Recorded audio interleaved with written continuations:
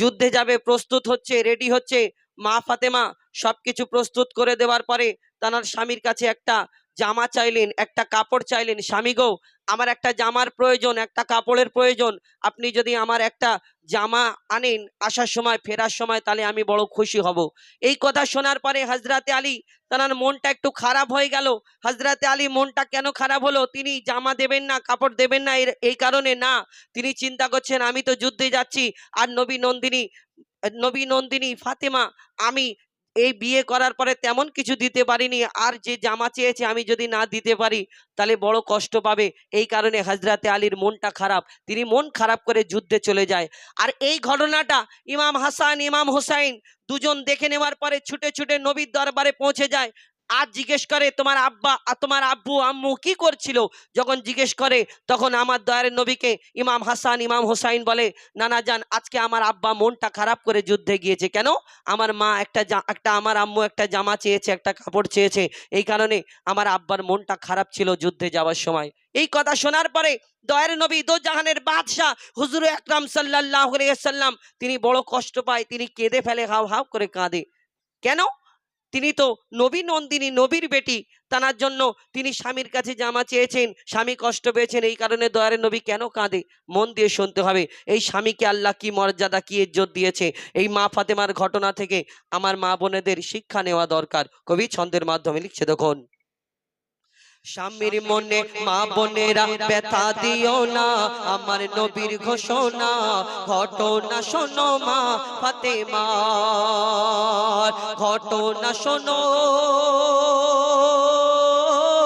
মা ফাতেমার। স্বামীর মনে মা বোনেরা ব্যথা দিও না, আমার নবীর ঘোষণা ঘটনা শোনো মা ফাতেমার, ঘটনা শোনো মা ফাতেমার। কি ঘটনা শুরু হয় কবি ছন্দের মাধ্যমে, আরো কি লিখছে দেখুন, যুদ্ধ করতে যাবে আলী হাতে নিল তলোয়ার, যুদ্ধ করতে যাবে আলী হাতে নিল তলোয়ার। মা ফাতেমা স্বামীর কাছে করলো এমন আবদার, মা ফাতেমা স্বামীর কাছে করলো এমন আবদার। যুদ্ধ থেকে ফেরার পথে আসবে যখন ঘরে, একটি নতুন কাপড় কিনে আনবে আমার তরে, একটি নতুন কাপড় কিনে আনবে আমার তরে, একটি নতুন কাপড় কিনে আনবে আমার তরে। এই কথা শুনে হযরত আলী বড়ই দুঃখ পায়, যদি আমি শহীদ হয়ে যাই কে আনবে বলো কাপড় তোমার, কে আনবে বলো কাপড় তোমার। স্বামীর মনে মা বোনেরা ব্যথা দিও না, আমার নবীর ঘোষণা ঘটনা শোনো মা ফাতেমার। হযরতে আলী যুদ্ধে চলে যায় মন খারাপ করে, এইদিকে ইমাম হাসান ইমাম হুসাইন ছুটে ছুটে আমার নবীর দরবারে পৌঁছে যায়। সেখানে কি হয় কবি ছন্দের মাধ্যমে আরো কি লিখছে দেখুন, দুঃখ ভরা হৃদয় নিয়ে আলী গেল রণে, দুঃখ ভরা হৃদয় নিয়ে আলী গেল রণে। নানার কাছে ছুটে এলো হাসান হোসেন, নানার কাছে ছুটে এলো হাসান হোসেন। আপুর কাছে নতুন কাপড় চেয়েছে আম্মি জান, তাই আপুর মনটা খুবই খারাপ ছিল যে সে পেরেশান, আপুর মনটা খুবই খারাপ ছিল যে সে পেরেশান। এই কথা শুনে দয়ার নবীর কান্না থামে না, এই কথা শুনে দয়ার নবীর কান্না থামে না। কি ভুল করলো ফাতেমা, কি করলে বলো বেটি আমার, কি করলে বলো বেটি আমার। স্বামীর মনে মা বোনেরা ব্যথা দিও না, আমার নবীর ঘোষণা ঘটনা শোনো মা ফাতেমার। বড় দুঃখ পেয়েছে, কষ্ট পেয়েছে।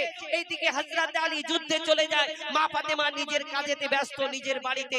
কিন্তু মা ফাতেমা লক্ষ্য করে একদিন হয়ে গেল, দুদিন হয়ে গেল, 3 দিন হয়ে গেল, মা ফাতেমার বাড়িতে আমার দয়ার নবী আর আসে না। কেন? প্রত্যেকদিন আমার দয়ার নবী মা ফাতেমার ঘরেতে খোঁজ খবর নিতে আসতেন, দেখা করতে আসতেন। একদিন, দুদিন, 3 দিন হয়ে গেল, মা ফাতেমার বাড়িতে আসে না।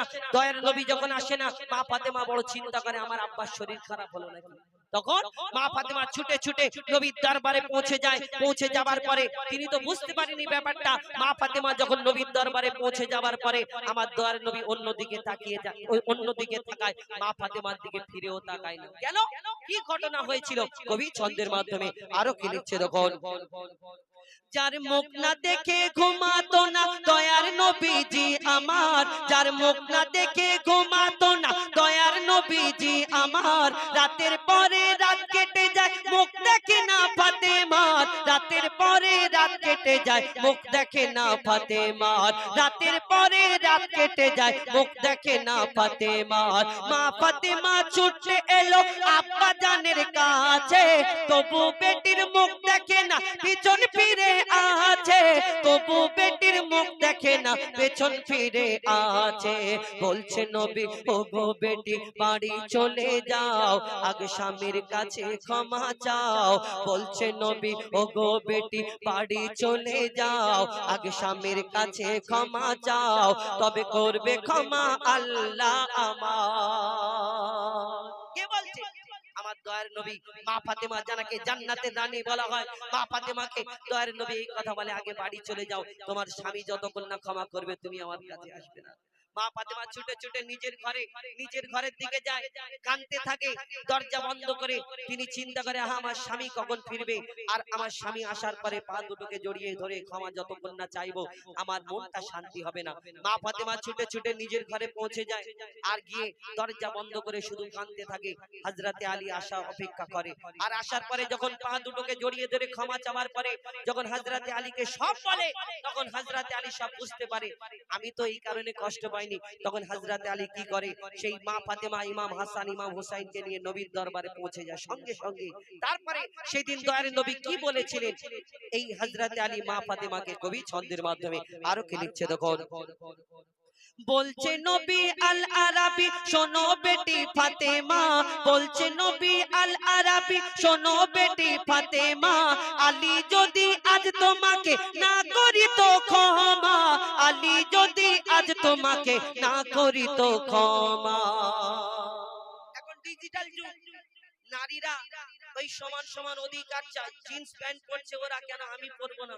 সমান সমান অধিকার দরকার। নারীরা এখন ডিজিটাল হয়ে যাচ্ছে, ফোন পেয়ে সবাই হাতে হাতে মোবাইল, নারীরা পরিবর্তন হয়ে যাচ্ছে। আগেকার আমার দাদিদের যুগে দেখতাম, যদি স্বামী বাইরে থেকে কাজ থেকে ফিরতো, তার সামনেই হাত বেঁধে দাঁড়িয়ে থাকতো নারীরা, স্ত্রী দাঁড়িয়ে থাকতো কি লাগবে আমার স্বামীর। কিন্তু এখন ডিজিটাল যুগ, যদি স্বামী বিদেশ থেকে কাজ থেকে ফিরে এসে বলে, হাগো ও কচির মা, মনির মা, আমার ওই লুঙ্গিটা কোথায়, যদি এই কথা বলে যেন মনে হচ্ছে কি বড় অপরাধ করেছে। আর কচির মা যদি কাজের বেগ থাকে, তখন কচির মা বলে, কেন আমার চোখে 40 হয়েছে, ওইখানে হয়েছে দেখা বলো, এরকম কথা বলে। তুমি যখন যাবে ভিতরে, গুড়গুড় গুড়গুড় করে আওয়াজ হবে, মনে করো আল্লাহ একবার ছেড়ে দাও, কচির বাপের পা দুটোকে জড়িয়ে ধরে পড়ে থাকবে, শুধু ক্ষমা করে দেবে, তারপর চলে আসবে। আপনি ভাবছেন যে আল্লাহ আপনাকে ছেড়ে দেবে?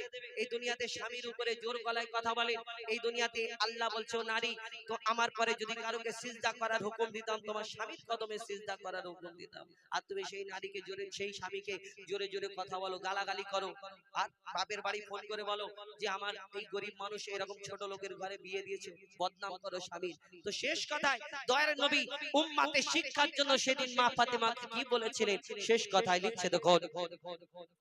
বলছে নবী আল আরাবি শোনো বেটি ফাতেমা, বলছে নবী আল আরাবি শোনো বেটি ফাতেমা, আলী যদি আজ তোমাকে না করি তো ক্ষমা, আলী যদি আজ তোমাকে না করি তো ক্ষমা, আমি তোমার আব্বা তোমাকে ক্ষমা করতাম না, আমি তোমার আব্বা তোমাকে ক্ষমা করতাম না, স্বামীকে যে দুঃখ দেবে দেবে আমি তাকে চিনব না, স্বামীকে যে দুঃখ দেবে আমি তাকে চিনব না, স্বামীকে যে দুঃখ দেবে নবী তাকে চিনবে না।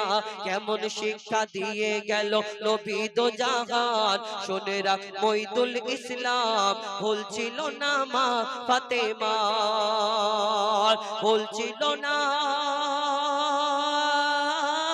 মা ফাতেমা। স্বামীর মনে মা বোনেরা ব্যথা দিও না, আমার নবীর ঘোষণা ঘটনা শোনো মা ফাতেমা, ঘটনা শোনো মা ফাতেমা, ঘটনা শোনো মা ফাতেমা।